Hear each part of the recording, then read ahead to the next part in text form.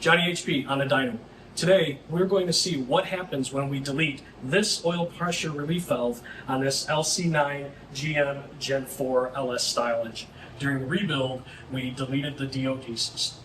We installed a non-D.o.d camshaft and a non-D.o.d lifters. This engine does not have variable timing. So let's fire it up and we'll get some baseline data. We warmed up the engine to 160 degrees oil temperature to get a idle oil pressure baseline with the oil pan pressure relief valve installed.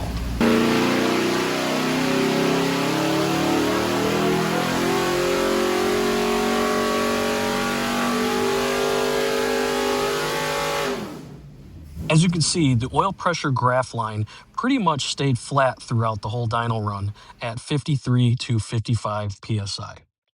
The engine made 359.3 horsepower and 350.7 pound-feet of torque.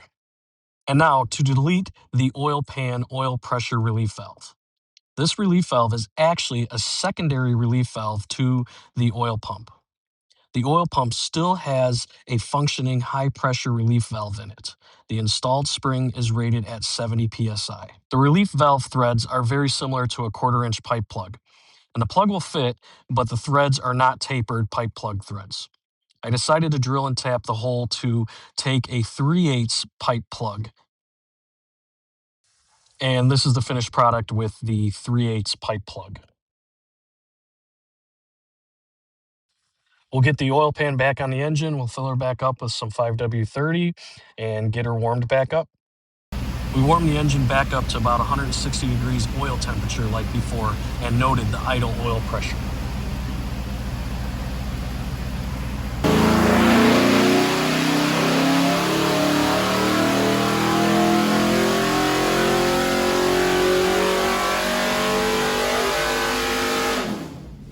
The oil pressure graph looks more normal with the oil pan relief valve removed and plugged. We started with 60 psi at the beginning of the pull and ended with 73 psi at 6,000 RPMs. Peak horsepower came in at 358.4 and peak torque was at 359.4. We are going to look at the oil pressure comparison graph first. Again, with the relief valve, the oil pressure stayed pretty flat across the dyno pull at 53 to 55 psi. And with the deleted relief valve, it ranged from 60 psi to 73 psi. The power comparison graph is interesting. The deleted relief valve picked up an average of 8 horsepower and just under an additional average of 3 pound-feet of torque.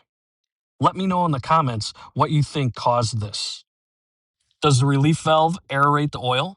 Were the hydraulic lifters collapsing with less oil pressure due to the relief valve? Another question or theory would be, does the relief valve aerate the oil more in the crankcase? Again, let me know your thoughts in the comments.